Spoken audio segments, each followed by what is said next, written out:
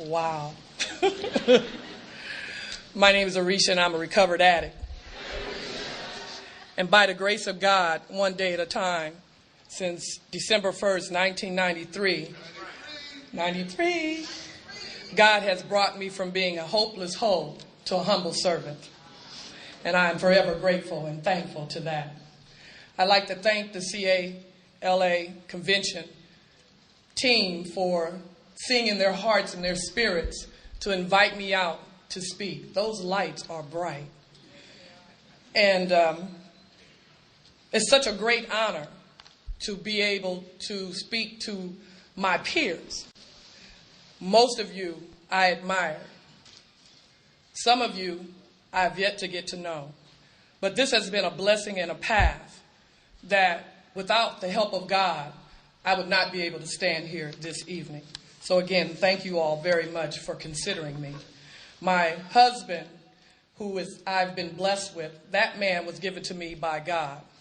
And I thank God for him because he has the patience and the spirit to deal with all the personalities that I possess. And I have quite a few.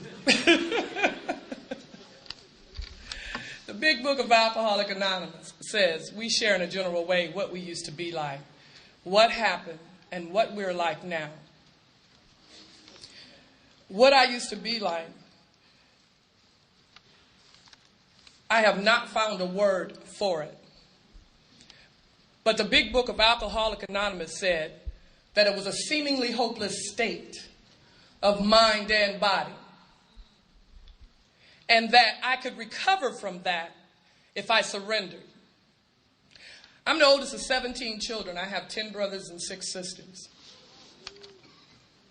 I have 8 children of my own and 13 grandchildren.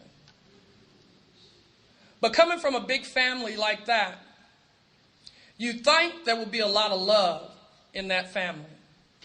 But there was not a lot of love for me because I was the illegitimate child. My mother cleaned house for the man that she had an affair with, that she had me. And I was born in 1955 in Durant, Mississippi, to a black mother and a white father. That was the beginning of unmanageability for me in my life. What I found out is that coming to some people who don't want to have anything to do with you, but they don't know what to do with you, so they keep you, and they keep you miserable because they're miserable. And I've heard and I've learned that it's called dysfunctional, but I don't believe it was dysfunction. Because as I did the work and stayed in these rooms, I found out that my parents did the best that they could with what they had. And since then, God has granted me the permission in my heart to forgive them. But being in that family, my stepfather being an avid alcoholic who beat my mother 24 hours a day and knew that I was a product of my mother having an affair. Because see, my mother was married to him and had an affair. I'm the first child born from my mother who was married to my stepfather. Y'all feel me? Wasn't very pleased to have me there. And he made me know that on a regular basis. From the time I was 7 to the time I was 12, he molested me. And he made it perfectly clear that I was not his. My grandmother finally took me out of that home and put me in her home. And in my grandmother's home, my grandfather picked up where my stepfather, had left off. I thought this was a normal way of living. And so as I got older and I got out into the world, if you would say, because I left at 14, I proceeded to find men who had those same values. Because I thought that's what men were. I thought that they were abusive. I thought that they were controlling. And I thought that I had to shut up, sit down, and listen whenever they said so. I later found out that was a lie. I'd like to tell you that the things that I went through, from the molestation to being beat up as a wife, I found that I tried to be married 6 times, had 6 husbands. I finally got it right with the one I'm married to today. But that's after doing some serious searching and fearless moral inventory. But I like to say that all those things that was happening in my life, been in the penitentiary for 13 years, shooting drugs in my veins until my veins was just frozen. I smoked Primos for 9 months, and I was thoroughly convinced that crack cocaine was not the drug for me. It took too much work, and I didn't like peeking out of window sills at night or having my eyes stuck to the peephole on the door after I took a hit. It was a bit much to be crawling under a bed looking for a rock that was supposedly had fell and rolled up under there, only to find out that it hadn't. I'd like to say that the reason why I used drugs and drank alcohol was because of all the things that happened to me. But what I found out is that I drank and used drugs because I like the effects that is produced by it. Simply. I'm not the person that's going to tell you that the drugs and the alcohol stopped working for me, because it did not. Every time I took a hit, every time I took a drink, every time I put a pill in, shot some dope, whatever the case may be, I got the same effect, loaded. I don't know about you. I could buy the red dope, the brown dope, the pink dope, the yellow dope. It could be the blue pill, the pink pill, the red pill. It could be Thunderbird, Chevy's Regal, bourbon, scotch, TV vodka. Every time I put something in, I get the same effect. Drunk or loaded. And I had to realize that truth early in my recovery. Because if I had to spend the rest of my life concerned about the fact if I'm ever going to take a drink again, I wouldn't be sober. I did not want to spend the rest of my life. When I hear people talk about this is the last house on the block, this was it for me. I had tried really, really every imaginable remedy. And when I looked at step 1 and it said that I had to admit that I was powerless and that my life had become unmanageable, my life did not become unmanageable because I took a hit. My life was unmanageable way before I took a hit, and the hit made it manageable. You need to hear me on that. See, because I'm a function, educational, intellectual, analytical addict who suffers from OCD and dyslexic. I'm bipolar, and I have anxiety disorder. I need a drink.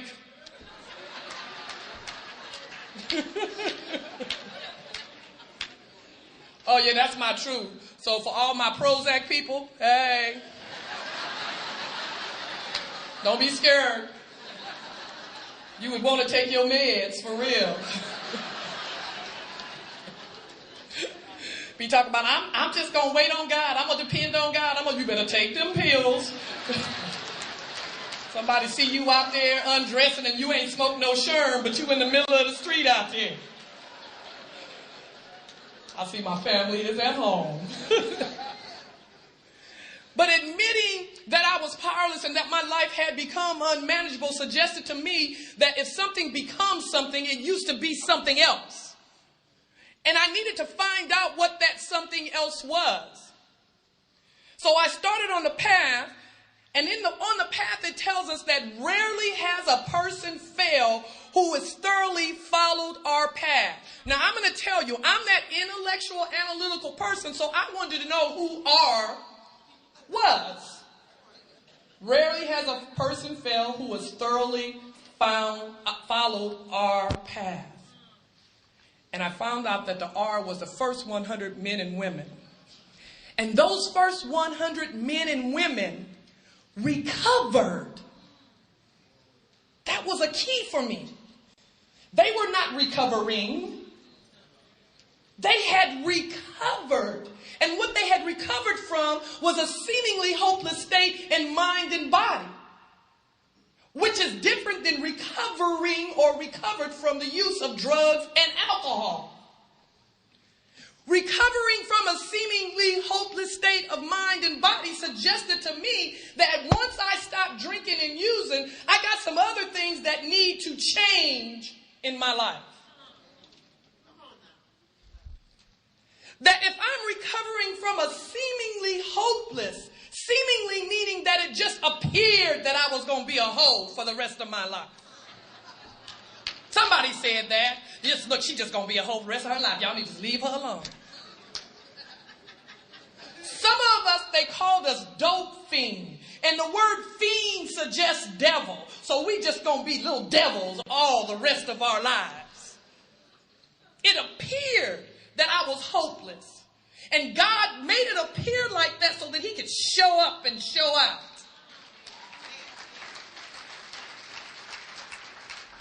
Because rarely has a person failed who has thoroughly followed our path.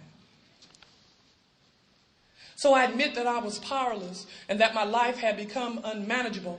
And in the 12 and 12 on the first step, in the first line, it says that until I admit complete defeat. See, because you can admit that you're powerless, but if you're not defeated in your powerlessness, you stay powerless.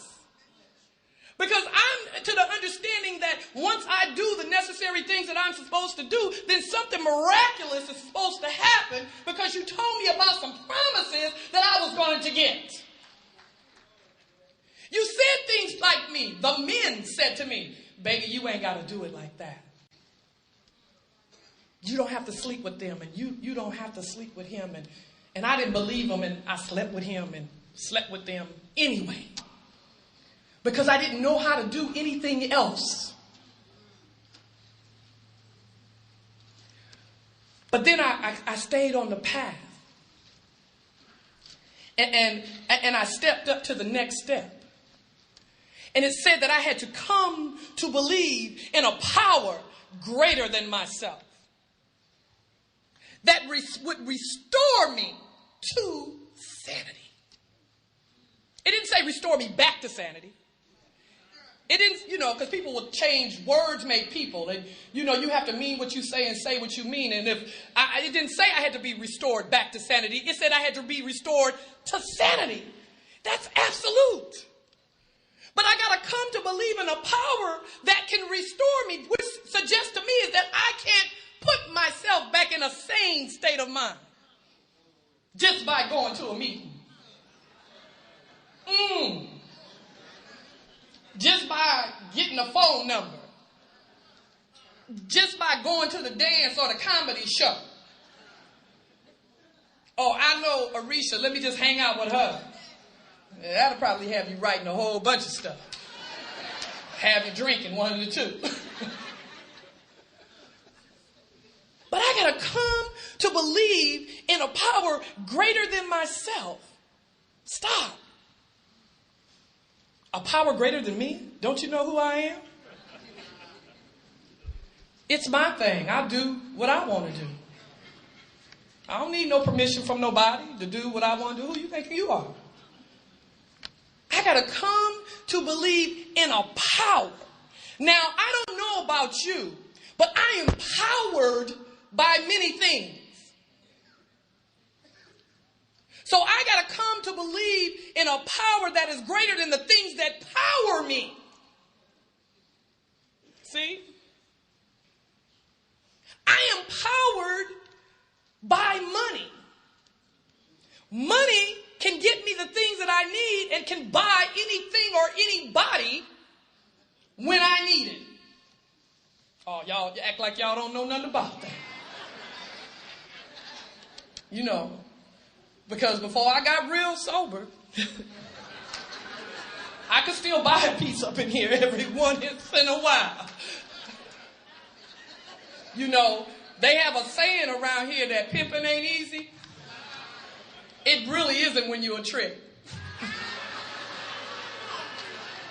Oops, I'm sorry. You spell my name Arisah. But I have to come to believe in a power that's greater than myself, and I'm powered by money, so I got to come to believe in a power greater than money. I'm powered by sex, because sex is a mind and a mood-altering substance. It makes you feel good. Sex will take you to some places and do some things that you normally would not do. Because I love you. Sober. So I got to come to believe in a power that's greater than sex. Woo! And if you put sex and money together on the same page, Lord have mercy. Woo! What an order. But then I find a bottom in those two, and then I look at the next one, and it is shopping. Now I'm shopping. Going to all the stores. Credit cards maxed out. They done gave me overdraft protection. I thought that meant that I could just spend until I got finished spending. I didn't know I was supposed to put money back in after I overdrafted. Then I wonder why every time my check went direct deposit that I didn't have what they deposited in there. Ooh, the isms. So then I find myself in a depression with some pecan praline and Oreo cookies in the middle of the bed watching Law and Order.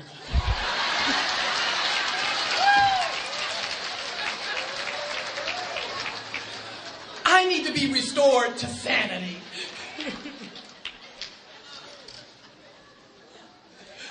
So I got to come to believe in a power greater than all that powers me.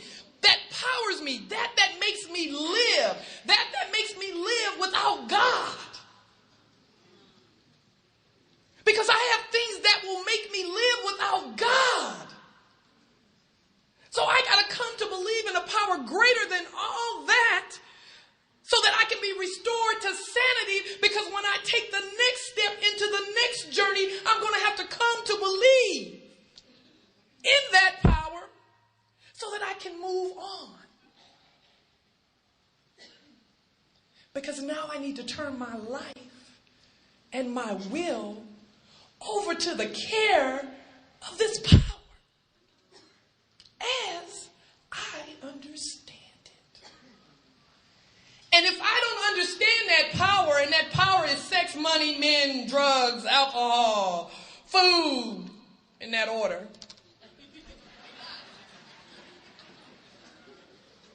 and I have not come to believe in a power greater than none of that, how am I going to turn my life and my will over to the care of the power if I don't understand the power?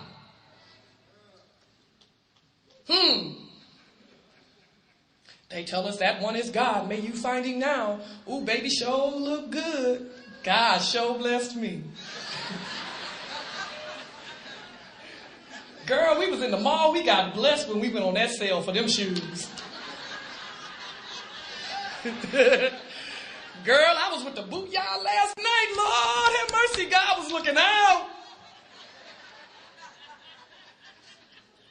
So I got to be real clear that when I'm looking at the things that power me, that I become power-filled instead of powerful. Because I need that feeling of that power to be able to continue this journey that I'm on.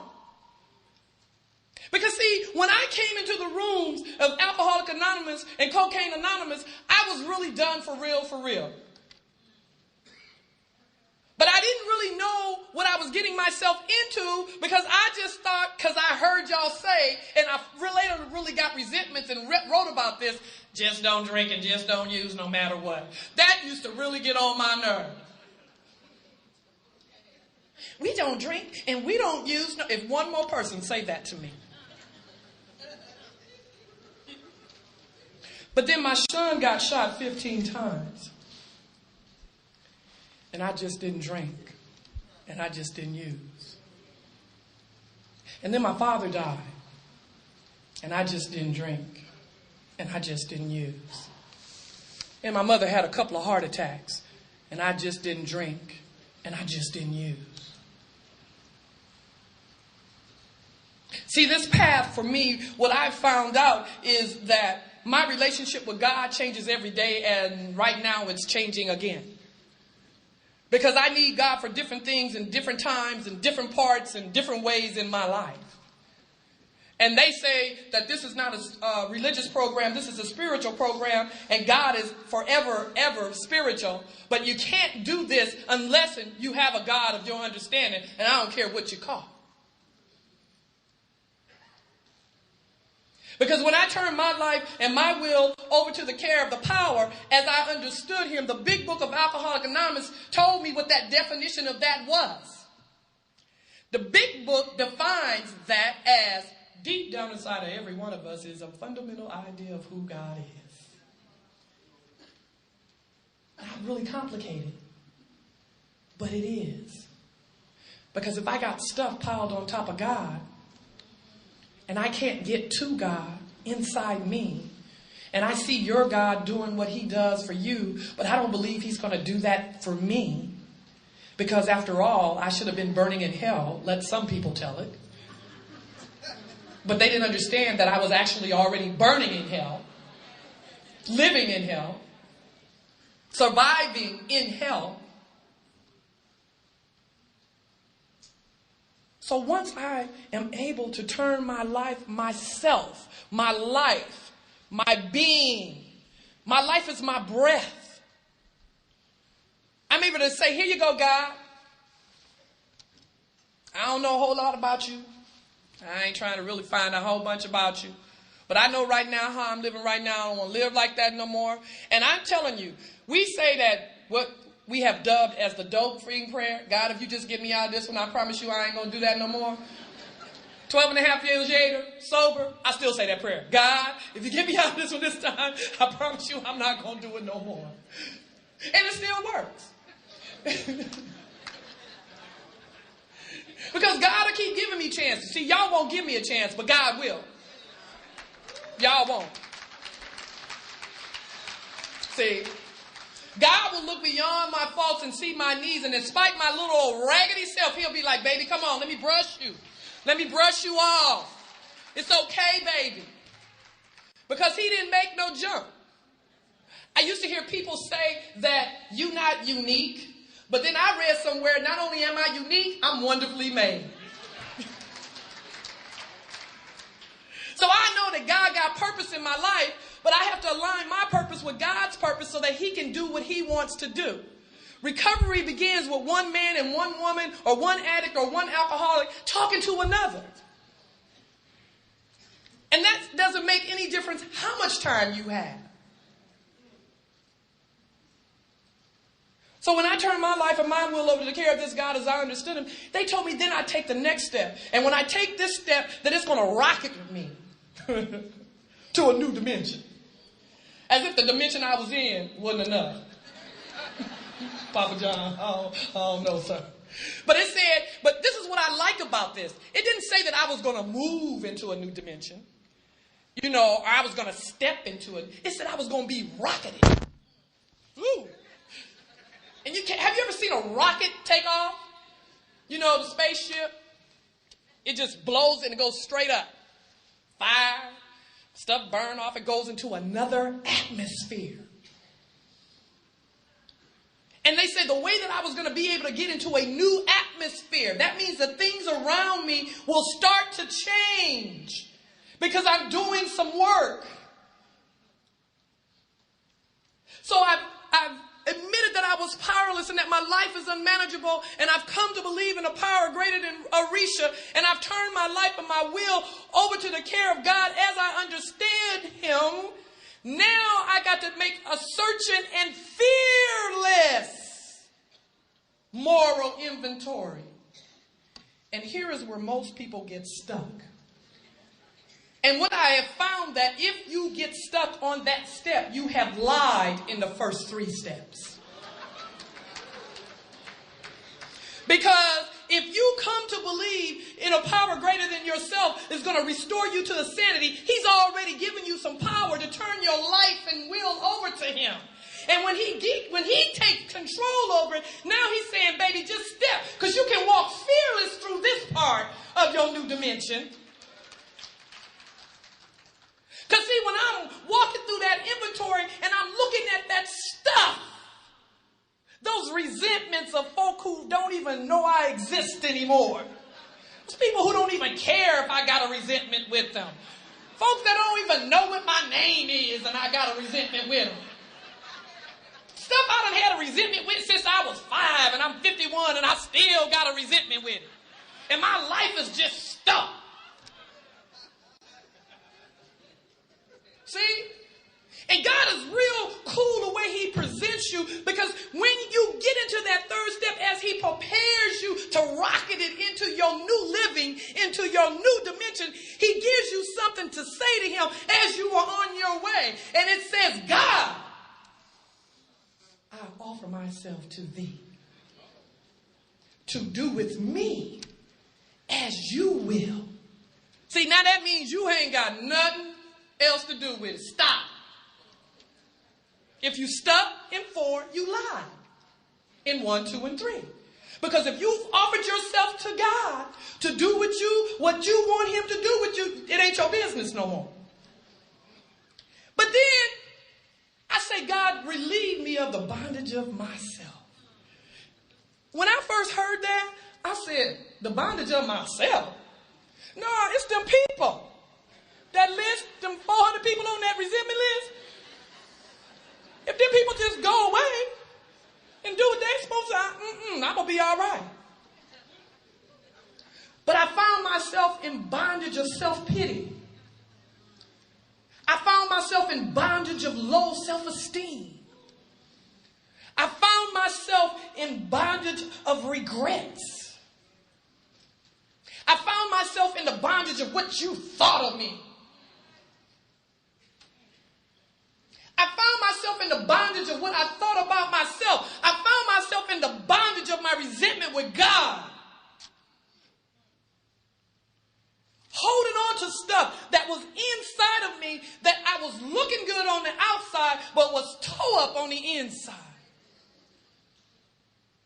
And it's hard to see the man in the mirror when you don't know the man in the mirror.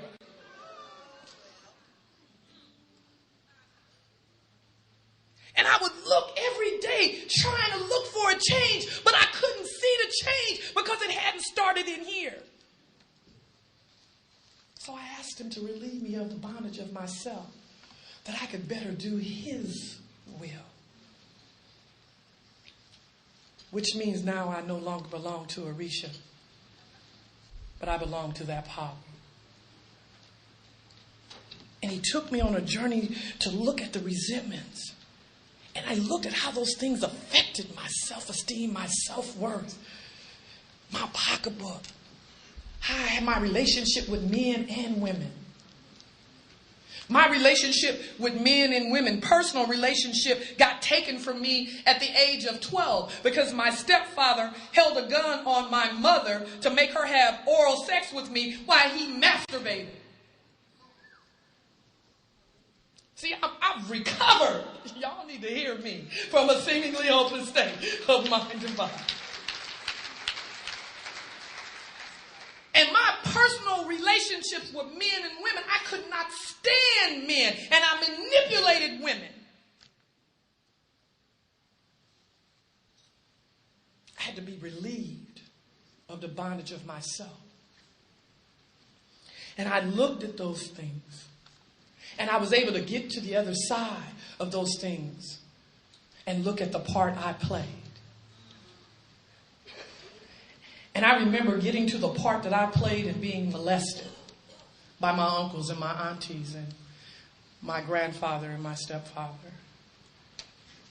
And I was very saddened when I saw the part that I played, because I had to be honest so that I could be relieved from the bondage of myself, because y'all said things to me like, you're only as sick as your secrets. And the secret was I stopped getting molested at the age of 12. And by that time I was hoeing, because I learned manipulation. Because I learned that if I sit in daddy's lap and something happened in his pants, that he was going to give me $10 and I was going to take a drink of whatever was left on the table so I could make that happen. See, I don't know how free you want to be. Maybe you think it's cute to be in Cocaine Anonymous. See,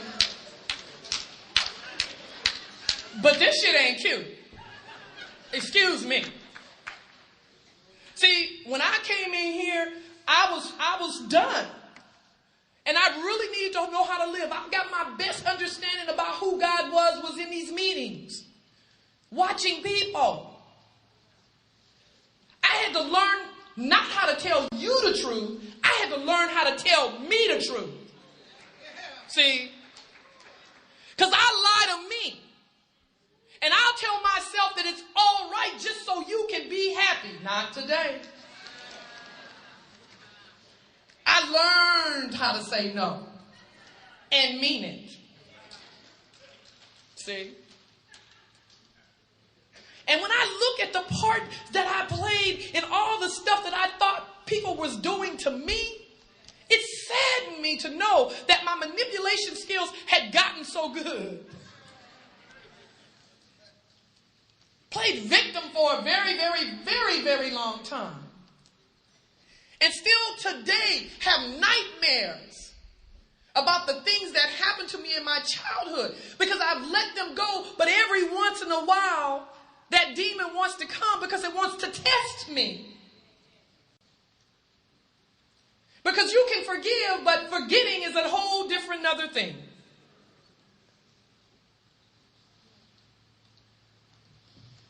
So I tell God and another human being this information that I put on the paper, and we call that a fifth step. And that information is supposed to be just shared with your sponsor, your spiritual advisor, or whoever. I really didn't care about who knew what, because I really kind of felt the more people know, the freer I got.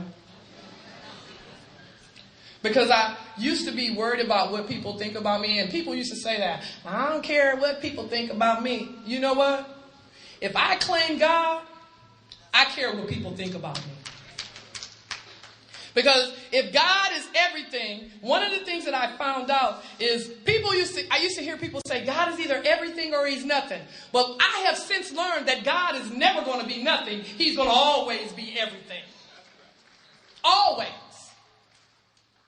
And so I must stay on this path, allowing him to guide me to where I need to be. And he has done that. It's not a perfect thing, and it's not a perfect path. It's a whole lot of things. Sometimes I think that I've gotten rid of this. If you ever did this, say, whoo, I thought I was done with that, and then it show up again. You'd be like, damn, where'd that come from? I thought I was done with that. Or have you seen somebody in your path, in your life that you hadn't seen in a while, and you done some stuff with them, and you see them, then your stomach started turning and stuff because you was like, damn, I did that person wrong. And hadn't planned on making amends to them because you thought you weren't going to never see them no more. Then you see them. Now your stomach turning, you think you need a hit, but all you need is some freedom from the bondage of yourself. Had that happen to me the other day.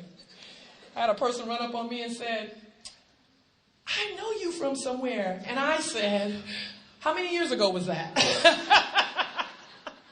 Because if it was 12 years ago, I was cool. But if it was, since I've been sober, ooh, what? Because I had blackouts when I first got sober. I woke up in beds with people when I first got sober. And I hadn't had a drink and I hadn't had a hit, Hervé, and I would wake up with them. Sober. But when y'all saw me, y'all saw this creative, guiding, intelligent force, Sister Arisha. She was just so perfect. And I was home. But I have since then, and for all of those who do not believe, hoes do recover, and I am a recovered hoe.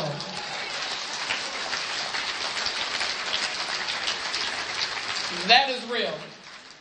Because probably a few years ago, Dr. Dre made my theme song, You Can't Make a Hoe a Housewife. And I figured out why. Because the hoe has to recover. Now, I'm a housewife.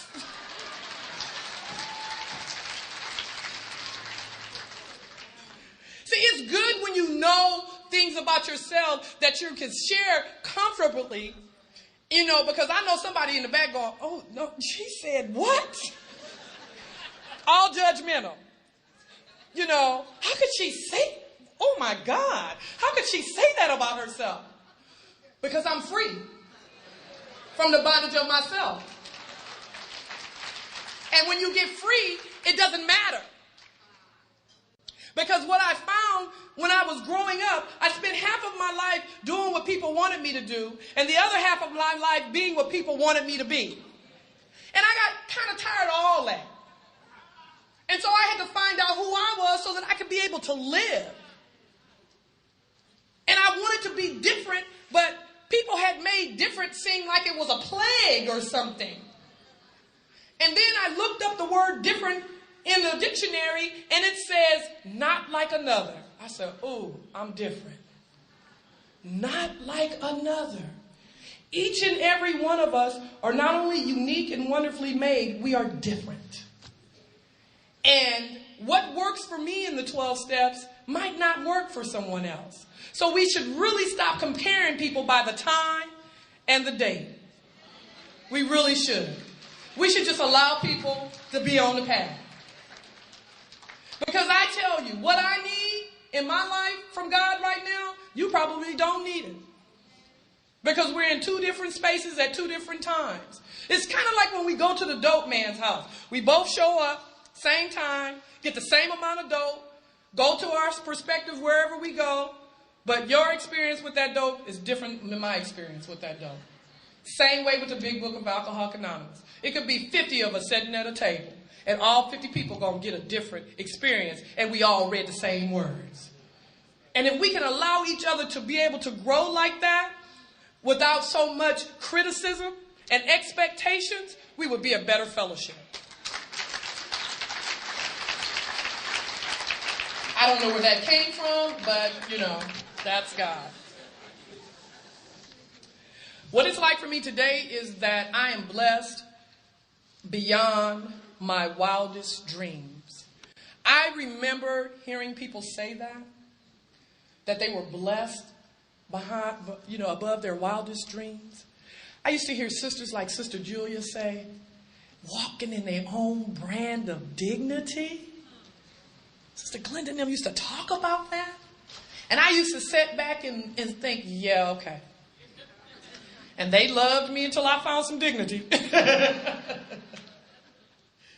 And I walk in my own brand of dignity. I walk with a commandment of presence of God. I want, when you're in my presence, I want you to be able to see and feel God. I want you to understand the miraculous thing that he has done in my life. He brought a person who was pronounced clinically dead twice on a drug overdose. See, that's why I know he has purpose for me. Because he watched me flatline and say, nah, come on. And y'all say, to whom much is given, much is required. It's required and expected. So I work tirelessly. The sun comes up and the sun goes down. And I work tirelessly trying to guide women from all walks of life, helping women to accept themselves. See, you must know that you have to accept your own and be yourself. If you do not know who you are, you do not know where you're going. And we come around and we play with this. See, this is an anonymous program, but we all brag about being addicts. And I done been in 15 programs, I hear people say. And I say to people when I hear them say that, if you've done the Big Book of Alcoholics Anonymous, that's outlined, the first 164 pages that is outlined in that book, if you've done that 15 times and you have not changed, you a damn lie. Because you cannot do that and not change. Some part of your life's going to change. It might be so small that you can't see it, but others see it. Because this is a life-changing process. When I was in the state penitentiary, I got my GED. And I did a 3 to 7 there. And I went to the federal penitentiary and I did 13 years. And I got my bachelor's degree on the work release program. I didn't know education was going to be important because I was too busy shooting dope. But I didn't want to work, so I went to school. Because the prisons I was in, you was either picking pecans or strawberries or potatoes. They had you in the field, master and them went playing. They're like, y'all going out there. 4 o'clock in the morning, they had them hats on. Oh, no, I'm not going out there. Okay, well, you going to do this and go to school. Okay. So I went to school. Not knowing what God was going to do. And I got a bachelor's degree in the federal penitentiary in business. I was afforded a couple of years ago to get my master's degree in social work. And this year in January, I went from hopeless hole to Dr. Arisha Muhammad with a PhD.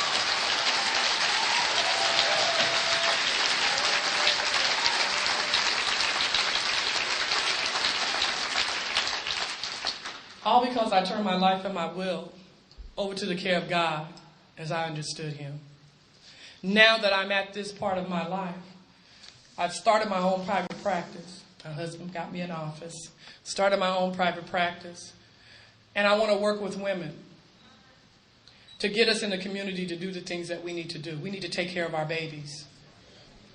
Fathers, we need to be men to our sons. And we need to help show y'all how to get there. The population now, today, the children that are born today are fearless. But they need direction.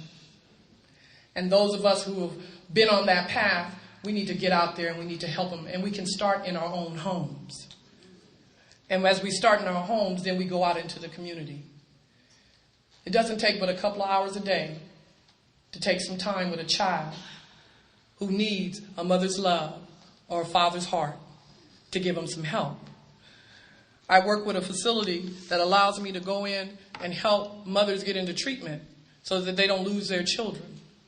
And it's sad when I see a mother struggling for her life because she's having a problem with crack cocaine and methamphetamine. And she really wants to be a parent because, see, one thing about a mother, if she's on drug, doesn't mean she doesn't love her children. It just means that she don't know how to get away from that drug long enough to take care of her children. And it's the same thing with fathers. I am starting to see a lot of single fathers, and it's the same thing. We're not bad people. We just get caught up, and we have to get our way back to that. And God has saved each and every one of your lives here for purpose. For purpose.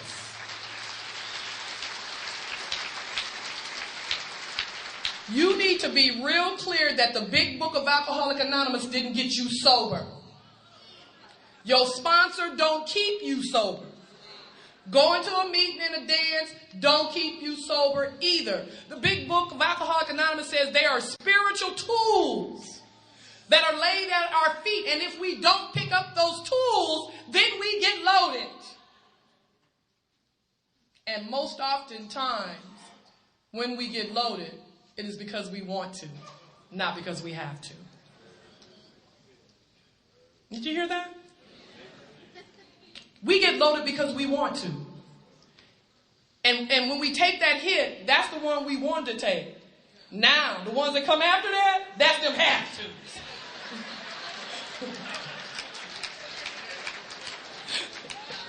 You understand?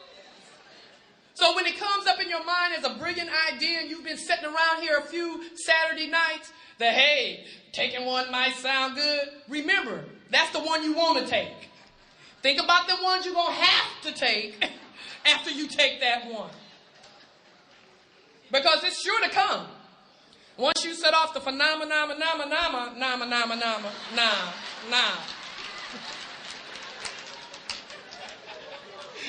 you're going to be off and running. And be waking up talking about, how did I get here again? People be talking about, well, I got a whole lot of yet. Hell, I ain't worried about yet. I'm worried about again. Because I'll just go right back to again. I think I pretty much have done it all. So that's why it keeps being again, over and over and over again. This is an awesome process. And to the newcomer, Be very careful.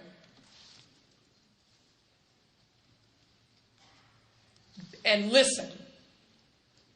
Listen means let it in. Never go to a meeting to see what somebody's talking about. Always go to a meeting to hear what is being said. Because you can only hear the message if you let it in. They say that we only listen for the similarities, but I would encourage you to listen to the differences as well. Because I listen to the differences and the similarities. And both have helped me to grow. They said I didn't have to dance with everybody, but I had to dance with somebody. But I just danced with a few people. Don't need a whole bunch. This is a beautiful, beautiful fellowship of men and women. They said that we would normally not mix. I beg to differ. If we all start getting loaded in here, we'd mix. I'd be your friend. You know that ugly girl you didn't want to talk to? Let her get a hit. That boy that you say, what he got that clothes on for? I get a hit, he look good all of a sudden. Girl.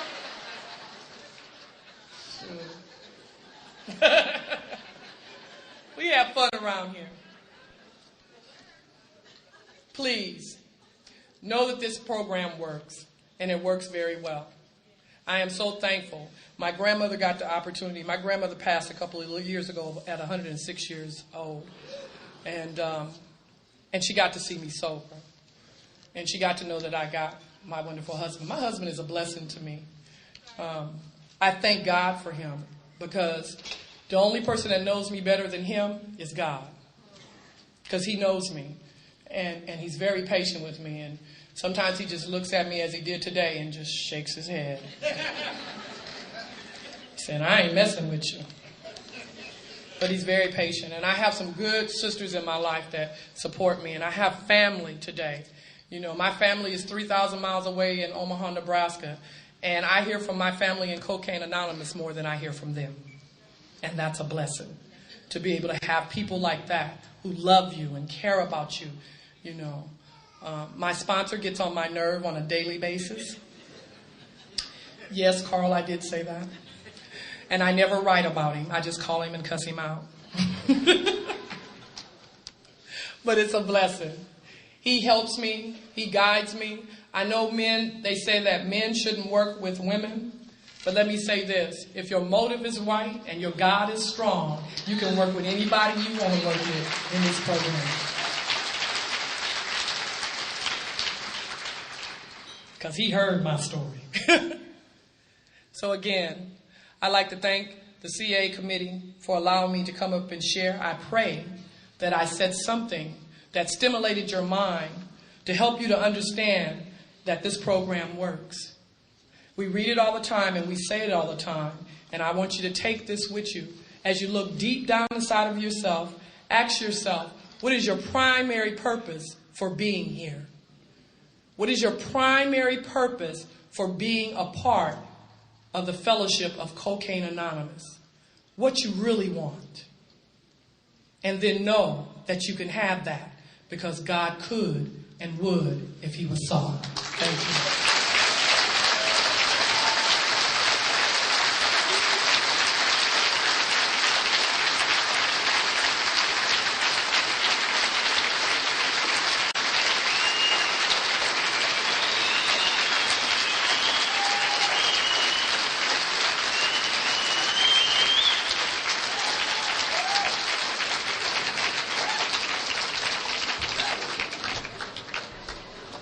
All right, let's give Sister Arisha a hand one more time.